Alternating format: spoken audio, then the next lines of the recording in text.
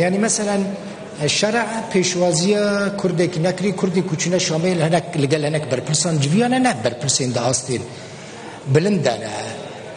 پروبلم لجم کردانه یعنی کرد جدان استاندن این شامیرا نه آمدنه یا براستی شام ناخذه بکردان را وکن نتوا بده و بستینه هر دو قالك وفدي كردي چونه شامي حتى انها بوارنا رونشتيا شرعا حتى مظلوم عفديره دانستاندن شي بو رونشتن شي بو بس خويات بي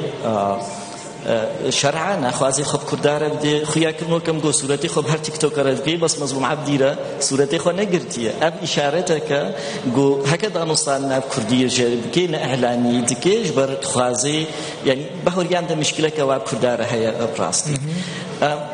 بس جعلي ديفا راسته ام كرجي ام براستي كماسيك مظن هي شرعه هي تحرير الشام قريب النقبينا ده هيباده حلبي بخنا بن كنترول اخو شام بخنا بن كنترول اخو صير بي سوري بخنا بن كنترول اخو حكومتك خوي دمكي افاكر قريب مؤتمركي نتوي چيكي ام كردي سوري مني قريبو پارتي مي سياسي مني قريبو ملفرونن ام بيجن ام چت خوازن جبيد سلاتانو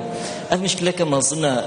تفكر سياسي كردي بهوري امده غركا جميش وفتكي كردي يغرتي بنرينا كسياسي زلال شامي بانا ومحاوله كربانه گفتگو كربانه وكسينو هات نصر دستلاته بس ما نكريه وافكي ماسي كمزنا تفكر سياسي كردي واز بهوردك موسى بردوام بي وقتكي گلكي گرنگتي بیرا مختا شورشا سوری دست بکر تفکر سیاسی کردی کاری بود وقتی که زوده لفرونن نرینه که سیاسی هفبش دزگاه که کاری بون آوا بکن و نریته که آوا بکن تبلو پشتره یعنی گروپان جدر کتن بس دیساجی دو گروپ اساسی هبون ایرو گرینگترش دست بکا شورشی ایرو دستلاته که نو هاتیه ایرو سوری بریات استانده پیش روجا سوری چه به ام کردی سوری نکارن نرینه که سیاسی زلال بدن خویا کرن و بهوریام ده هر دو گروپ اساسی انجمنان اجتماعی و پیده مسئولن برده و از فهم نکم راستی یعنی هکا برجوندی کردی سوری ده کار بکنه هر دو گروپا گرکش میجوه لفهاتنا كسياسي چه بوبانه سل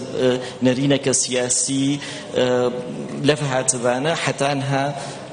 افنابي وازنابي نم پیش روجي افدوي